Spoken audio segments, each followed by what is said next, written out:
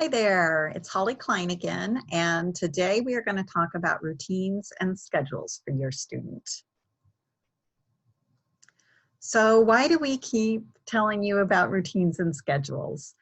It is really important for students because they need that consistency and predictability, especially in these times where their normal routine is disrupted.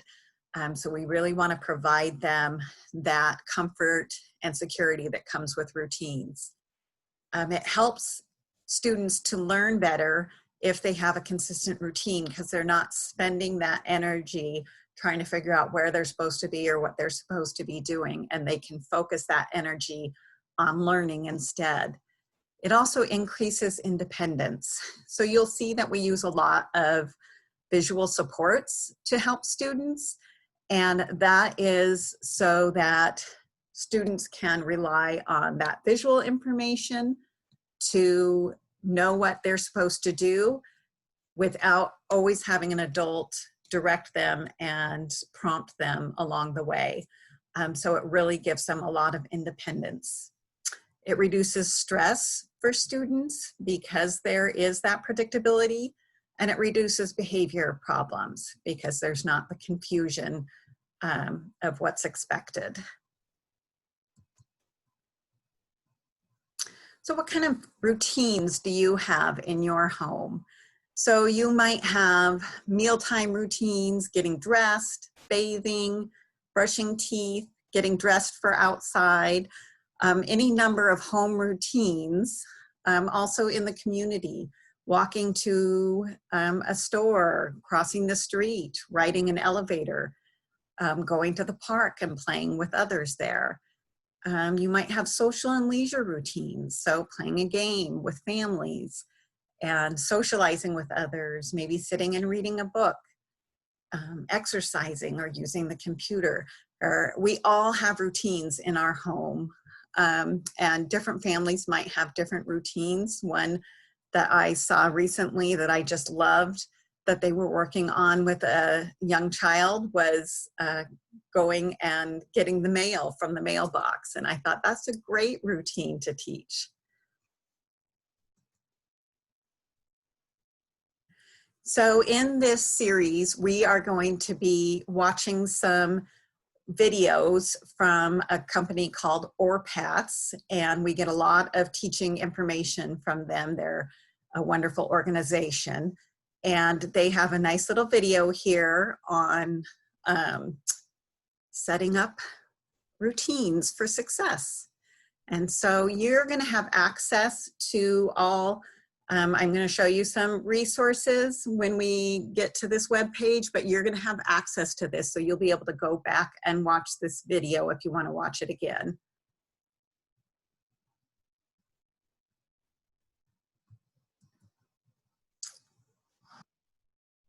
Hello and welcome to Making the Most Out of Home Supports, Teaching Home Routines Part 1, Setting Up for Success, presented by Star Autism Support. Our goals for today's session include understanding the ABCs of behavior in relation to home routines, learning how to establish predictable, consistent routines at home, and understanding the importance of limiting distractions and preparing the environment for successful routines. First, we'll cover the ABCs of behavior in relation to routines at home. The ABC model can be used to understand both positive and negative behaviors. We can use the ABCs to shape or change specific behaviors by noting what causes the behavior in the first place and what the behavior results in. Additionally, understanding the events before and after a behavior can help us teach replacement behaviors, or what we want the child to do instead. Let's break down the ABCs a little bit more. A stands for antecedent, which describes the events that happen before a behavior occurs. Antecedents are the buildup of events and contributing factors that trigger a particular behavior. B stands for behavior, the specific way the child acts in response to the antecedent. And C is for consequence, the events that happen immediately following a behavior. This is not meant to be a negative term, but instead describes the results of behavior that contribute to whether the behavior will happen again. When behavior change is desired, this ABC approach is an effective tool to use. The ABCs also give us information about how to modify and shape routines so that your child can be more successful and independent. Let's look at an example. At dinner time, there are 2 dishes on the table, rice and vegetables, out of Erica's reach. Her mother asks, "What do you want to eat?" Erica says, "Rice." Mom places a spoonful of rice on Erica's plate, and Erica gets some rice to eat. The mealtime setting, the arrangement of the dishes, and Erica's mom's question are all parts of the antecedent. The behavior is that Erica used a word to request a food she wanted. And the consequence is that she got some food to eat. So what did Erica just learn? If she uses her words to request food at the dinner table, she will receive food to eat. How will this help her in future routines? Erica's mother now knows she can set up opportunities for Erica to use her words to request during other home routines throughout the day. Remember, we can teach routines to children as a means of shaping behavior. Routines teach positive behaviors that can replace and therefore reduce challenging behaviors. Here's an example with Sam, who has a hard time when the TV is turned off before bedtime. Dad says, "Time for bed," and turns off the TV. Sam yells and hits his dad. Dad turns the TV back on and says, 10 more minutes and then you have to go to bed. So what did Sam just learn? If he yells and hits his dad, he will get more TV time before bed. If Sam continues to get additional TV time after a tantrum, we can expect that this behavior will continue. This is called a maintaining consequence. Sam's family knows that in order to reduce the tantrum behavior, they need to teach him how to follow the bedtime routine. Using the ABC model, they can change the antecedents and consequences during the bedtime routine to decrease challenging behaviors and teach Sam replacement behaviors. Their first step is to create a consistent bedtime routine. Keep Sam in mind as we explore different strategies for routines throughout this series. Now that we know about the ABCs of behavior, we can identify which parts of challenging routines can be changed. We can shape antecedents to make our expectations clear and prevent negative behaviors from occurring. By identifying the behavior, we understand which replacement behaviors need to be taught. And we can change the consequence to decrease negative behaviors and increase positive behaviors. We will cover several strategies throughout this webinar series. First, let's start with 2 antecedent strategies that will help to set up routines for success. Strategy number 1, make routines predictable. When routines are predictable, children know what to expect and are less frustrated by difficult routines. Children with autism benefit from consistency and repeated practice when learning a new routine. Here are some tips to try. Try to establish routines so that they occur at the same time every day. Sam's family could start the bedtime routine at 7 p.m. every day, even on the weekends. Make sure the steps of the routine occur in the same sequence each time. Some children will need the routine to be broken down into smaller steps, and visual supports can help to clarify these steps for children with autism. During bedtime, Sam's parents always have him put on his pajamas before using the toilet and brushing his teeth. They could also use the visual strip displayed on your screen to show him each step of the routine. You can print this visual strip at home. Find it on the Star Autism Support website under Free Home Supports. We will talk more about visual supports during part 3 of this series. Next, provide children with a warning prior to the start of a difficult routine. This may be a verbal warning, like 2 more minutes, or you can pair your warning with a visual timer. For Sam, his parents decided to tell him 10 more minutes of TV, then time for bed. while setting a timer on their phone. When the timer goes off, they turn the TV off and start the bedtime routine. Finally, use consistent language. Keep directions simple and clear, telling your child what to do versus what not to do. You can also use the contingency statement, first then, to set up expectations for your child. For example, first homework, then iPad time, lets your child know that a fun activity is coming, but that other responsibilities must be completed first. For Sam's bedtime routine, his parents might tell him, first brush teeth, then we can read a book in bed. Let's watch some videos of parents using first then with their children. In the first video, the parent provides a verbal explanation. First music class, then lunch. In the second video, notice how the parent pairs her verbal explanation with a visual first then board similar to the one you see on the screen. First homework, then playtime. You can find a printable first then board and a variety of activity icons on our website under Free Home Supports, Transition. Hey, Anara. What? First, we're going to do our music lesson, and then it's going to be time for lunch. Okay. Okay, I'll meet you in the kitchen. Okay.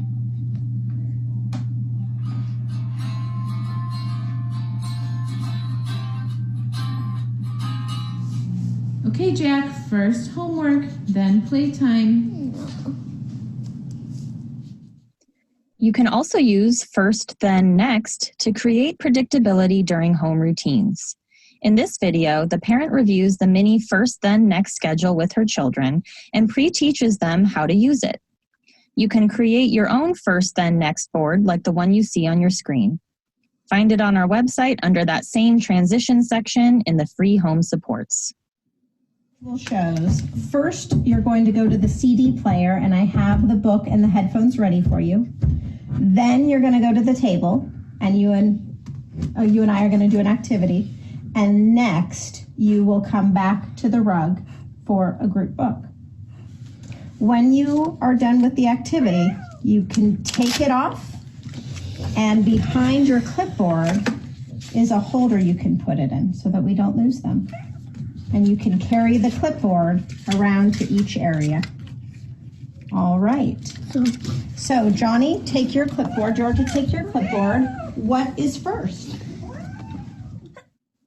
Written schedules can help make daily routines predictable too. Watch this individual use her written schedule to check what the next step is for her morning routine. And you guessed it, you can find a printable written schedule on our website under Free Home Supports, Transition.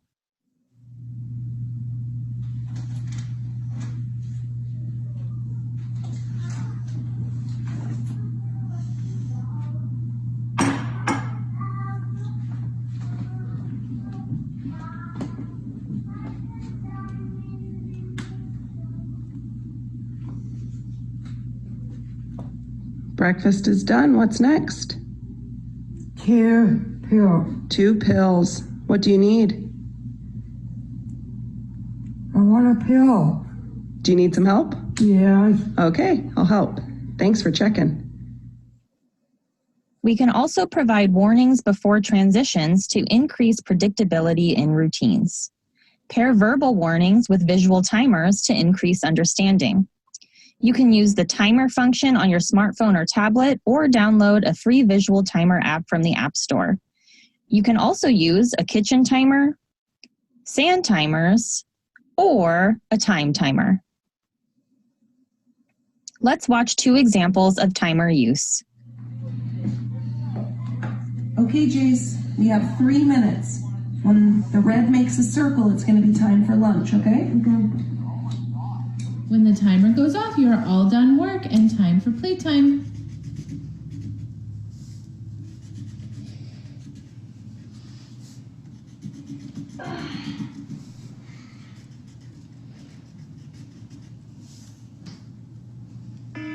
Work is finished. Time for playtime. Work is finished. Time for playtime. Strategy number 2, limit distractions. Help your child attend to the steps of the routine by limiting distractions as much as possible. Before the routine occurs, remove distractions from the environment that may catch your child's attention and prevent them from completing the steps of the routine. During the routine, direct your child's attention to relevant environmental cues and routine steps. Finally, ensure any materials needed for the routine are easily accessible and noticeable to the child. For Sam's bedtime routine, his family turned off the TV and put away toys to reduce distractions and signal to Sam that it's time for bed. They placed his toothbrush, pajamas, and teddy bear in clear view and gave him a choice between 2 books to read once he was in bed. Let's look at some examples for how to limit distractions during home routines. For the schoolwork routine, create a low distraction learning environment with materials easily accessible. If possible, set up an area with a table and chairs, positioning the chairs so that outside distractions are not in view. You can also create a divider out of cardboard as seen in the picture on the left. Have materials needed for work readily available to your child. You can get creative with visual supports too. Note the sticker on the mouse in the second picture, indicating which button to click. A simple sticker allows the child to be more independent during computer work. For the toothbrushing routine, you can attach visuals that represent each step of the routine near the sink. Clear distracting items that aren't relevant to the routine from the counter. In this photo, visuals for get toothbrush and put toothpaste on toothbrush are kept close to their related items. During the hand washing routine, you can display visual icons for each step of the routine near the sink, as well as reminders for how many pumps of soap to use, how long to scrub hands with soap, and reminders for when to wash hands. Clear distracting items from the counter and keep soap and towels in an obvious location. You can find visuals for hand washing, toothbrushing, and other self-care activities on our website under free home supports in the self-care and morning routine sections. For individuals helping with dishwashing at home, display steps of the washing dishes routine near the sink. Again, clear distracting items from the counter and place soap, sponges, towels, and any other routine-related items in an obvious location. Find these visuals as well as visuals for other household duties under free home supports, helping around the house. Remember the key to success for routines at home. When children understand the expectations of a routine, they are more likely to succeed. We can set up for success during routines by using the 2 strategies we learned today: making routines consistent and predictable, and limiting distractions in the environment. Reflect on the following questions to try these strategies at home. What are some routines your child could use more support with at home? How can you make those routines more predictable? And how can you limit distractions during those routines? During the next part of this series, we will learn strategies for using reinforcement during routines in order to build independence and motivation. Be sure to check out the free home supports on the Star Autism Support website for resources and ideas to help your child with routines at home. Thanks for watching. Okay. So that gives you a pretty good overview of why and how we use supports to teach functional routines and set up schedules. So where do we start with all of this? Don't take on too much, but there may be 1 or 2 routines in your home that you really want to focus on. And it may be at this point in time just being able to get your child to sit in front of the computer and participate in an online class. Maybe the bedtime routine is very important right now. Because your child needs sleep in order to function and focus in their classwork. So you pick what is going to work for your child and your family. Choose a routine that would be helpful. I mean, you might have your child helping make a snack or helping make dinner or clearing the table or something like that. and have everybody chipping in and helping out. So that's another good place to start. You might also want to start with a routine that your child could potentially master with just a little bit of extra support. So if you provided some visuals for, say, a cleanup routine, and that's always helpful to have to have your child be able to do those things on their own without your help. So once we have selected a routine to teach, you need to really look at breaking down the steps of that routine in your home. And when you do that, it's going to look different in everybody's home because our routines are slightly different.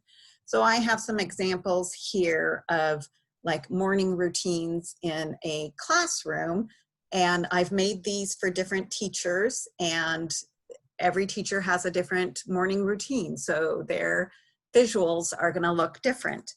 The same thing at home, I had checklists for my own kids for their morning routines, and those looked slightly different just depending on which child had their checklist. So you want to look at, and we have actually a form that will help you break down these steps. So we'll provide this as well, where you choose a routine off of that list in the PowerPoint, or it can be a routine that's not on that list. Those are just suggestions. And then here's an example routine broken down into the steps of that routine. And what might that look like in your home? Because what we want to do is provide supports that match what your routine looks like. Okay. So it might be helpful for you to take pictures of your child performing that routine and have actual photos for the routine strip for them.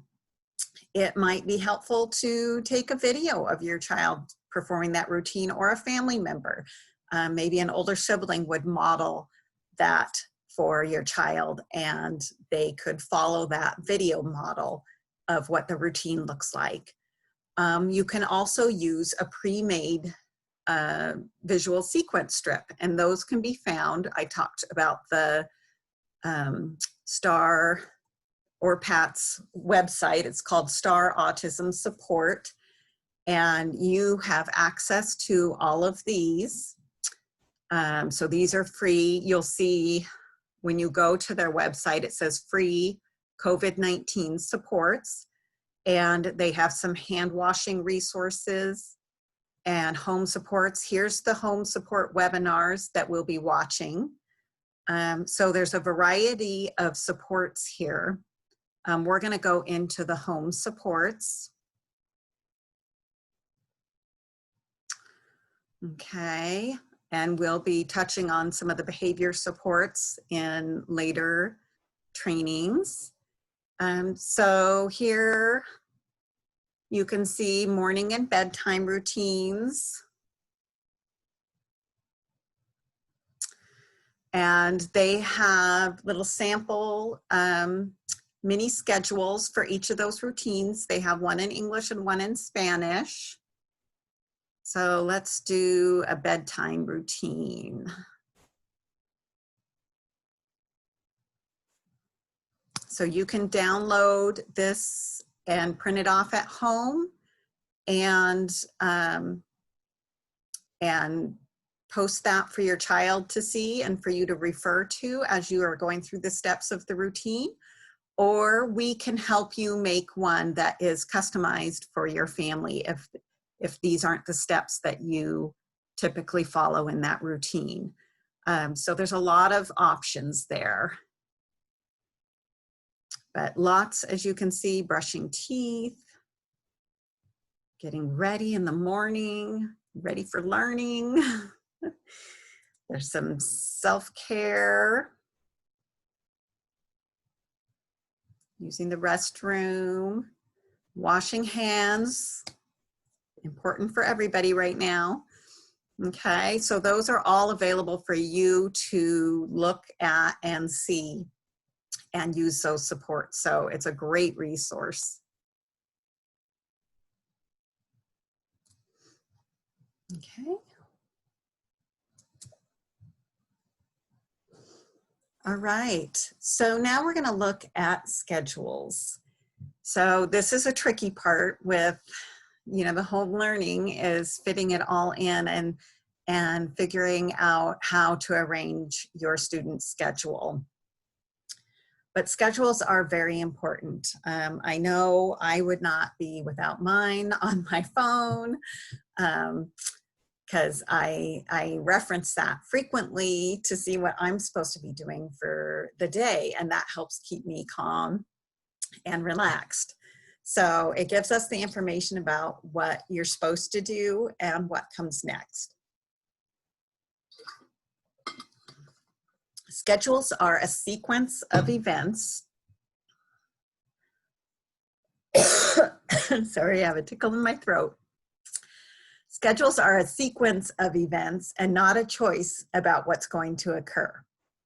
Choices can be built into the events of the schedule, such as like if they're having a break, they can choose what type of break they do. If they're doing physical activity, they can choose their physical activity and that kind of thing. So the choices can be built into that schedule, but the schedule kind of gives a sequence of what's going to happen and it follows in that order. So again, you'll hear this consistent theme throughout, that our schedules go left to right or top to bottom. And again, that depends on kind of what makes sense to your student. And all schedules should be individualized based on what makes sense to your students. So some students might need a little bit more physical manipulation of the schedule. Some students may like to check off, and some students may look at a schedule and be able to hold that information in their head without having the physical manipulation. So and we are here to help you figure out what works for your student as well. So don't worry, you're not on your own. There are various types of schedules, and we're going to be going over a range from beginning learners to readers and older learners. So bear with me if some of these things don't seem like they might fit your student, but we're going to get there.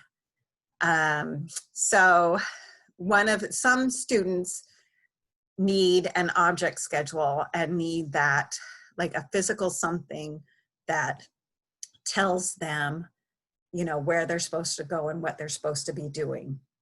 So for example, a spoon that tells them it's time to eat, and they may not be understanding the pictures as much. Some students may need photographs of the actual things, and that makes more sense to them. Other students may use line drawings and still need that picture, but can handle the line drawing. And then other students have written schedules. And so you're going to start where your student is at, and then you're going to progress from there. Okay, when we start out schedules with students, we often start with a first then. This keeps it small. It's a small amount of information for students, but it's also a great thing to fall back on if you get stuck somewhere with your student, and even if you've got your schedule all laid out, you might have run into a stumbling block and thought, like, all of a sudden your child wants to go outside and play. And so you might say, well, first we need to do our math and then we can go outside. So you may use it to pull in and help within the schedule that you've created. So the first thens are something that is just very beneficial at all stages.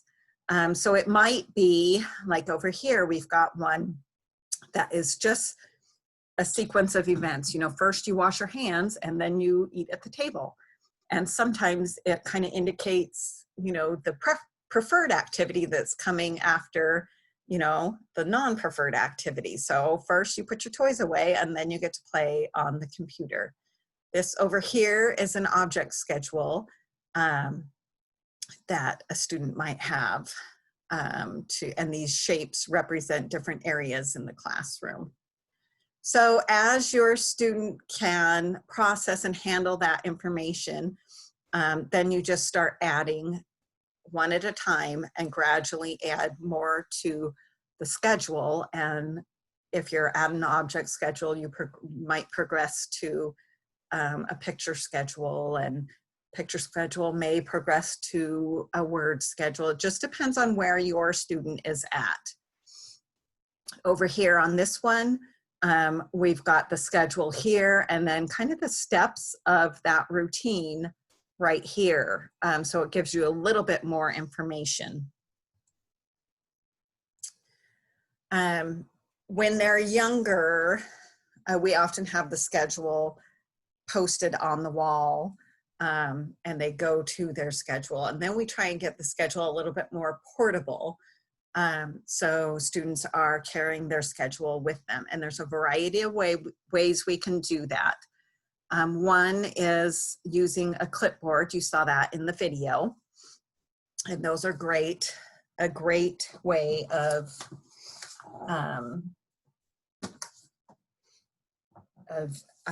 bringing a schedule with you. These clipboards are really nice because they have a handle, one for carrying, and they open up so you could store cues on the inside if you needed to. So that's kind of cool, but not needed. Just a regular old clipboard will work as well. This is a clever little pencil pouch where they've put Velcro on the outside and you can store the extra cues on the inside. And then you get all the way over to, you might go to a digital schedule like a lot of us adults do.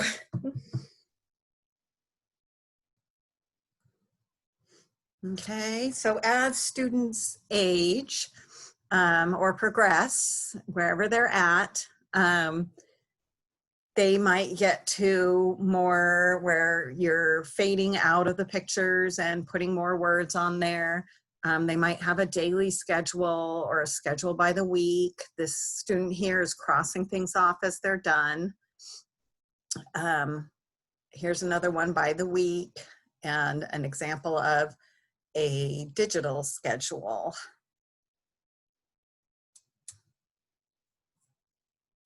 So when you think about building your student schedule, a good place to start is with some of those fixed items on the schedule.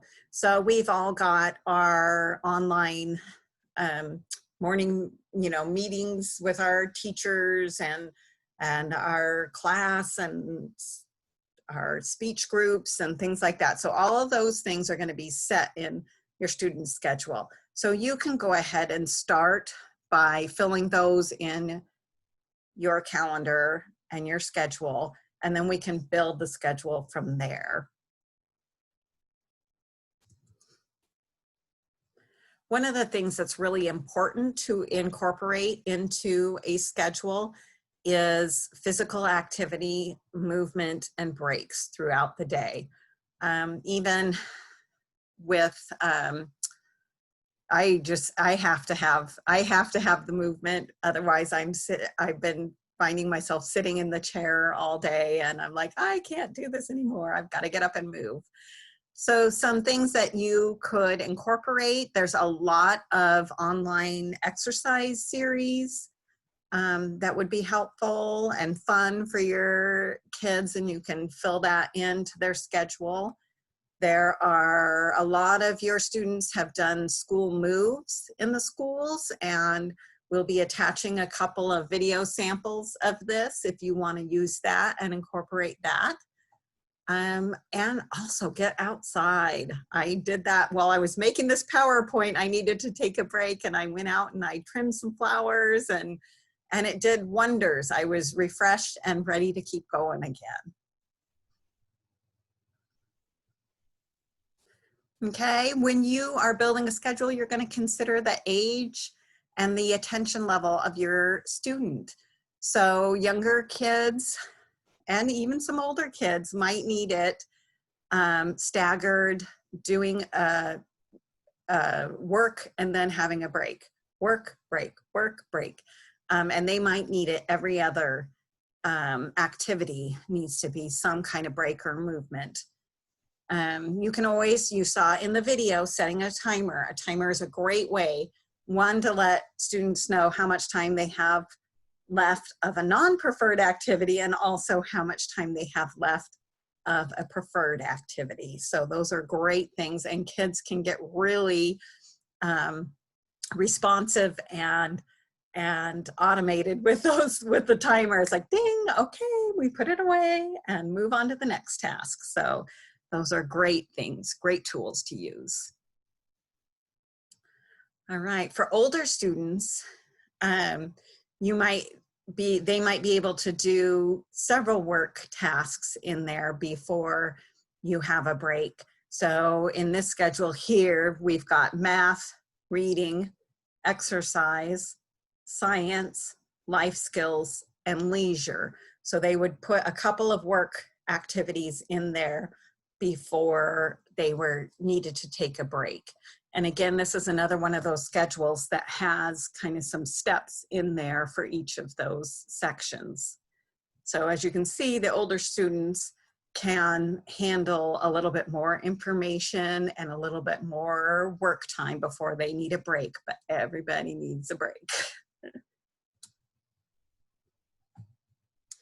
And as your student progresses and is comfortable with that schedule, and there's great ways you can help them build their schedule and make them a part of that and incorporate those choices. So I always like color coding schedules, and you can color code by activity type. And one of the great things you can do is, so here I have color coded by, I'm gonna move my screen so you can see it. So I made all of my leisure or break activities in blue, and you can have your child pick what are things that they like to do for break, what do they like to do for fun and for leisure, and have them write one thing on each sticky note. You can write it or they can write it. And here's their list of leisure activities. Okay, so some of the examples that are here: prepare a snack in the kitchen, read a magazine, play a board game, listen to music, build with Legos, play an instrument, draw or paint, video chat with friends, do a puzzle. Okay, and then I had my physical activity in yellow. So I wrote down physical activities that my student, and I put them on yellow stickies. So go for a run or walk, play with the dog outside, shoot hoops, exercise video, trampoline, create a sidewalk chalk scooter obstacle course, use the treadmill, ride bikes, dance along to a music or video. And then my green ones are kind of the required activities. Okay, so when I start to build my schedule, I can, as a parent, give the framework of what the schedule is going to look like. For my student, I might start the physical activity first because my student is a little bit sleepy in the morning and needs a little something to get them woken up and moving. All right, and then we're going to do a couple of school tasks, and then a leisure or break activity, and another school task. Okay, and of course you're going to have your regular, remember our first step was writing in you know, what online classes did you have going with your teacher? So these might be all around those, and these would be filling in the gaps that you're not with online with a teacher. So I'm going to take the first one, and I'm going to look at my yellow, and I like to play with the dog. So I am going to select play with the dog outside and put it there. So you see how you've made the framework as a parent, but your student gets to pick and create his or her own schedule. And so I have here just some work activities that need to happen, but your child can determine what order they do them in, okay? So I'm gonna do my math first, and then I'm gonna read for 30 minutes. And then I want to video chat with my friends. And I will end the day writing in my journal. Okay, so there your child has built their own schedule, and it really gives them a sense of what is included in kind of some time management. How do you incorporate those, that physical activity and those breaks and things into your day, so you don't burn out on sitting in front of the computer and doing work minute after minute. So it's a good healthy life skill to be able to build your schedule and fit these things in. And none of this needs to be fancy. I mean, I have got whiteboards that you can write things on. I have done things on stickies for a first then. It doesn't have to be anything fancy. You can just grab something and write it out, but it gives your child that visual information about what is expected and what's coming next. Okay, so here's what you get to do. I would like you to pick 1 or 2 routines that you would like to work on at home or have your student work on at home. You are going to try, maybe go explore the STAR Autism online supports and see if there is a sequence, a visual sequence that matches that routine that you would like to teach. If not, I'd like you to reach out to your teacher or case manager or to me, and we will help you build that routine and get a visual support to help teach your student that routine. And then I'd like you to really map out your schedule. And again, we are available for help and support in doing this. You are not alone. We are here to help you. So thanks again for joining me. See you soon.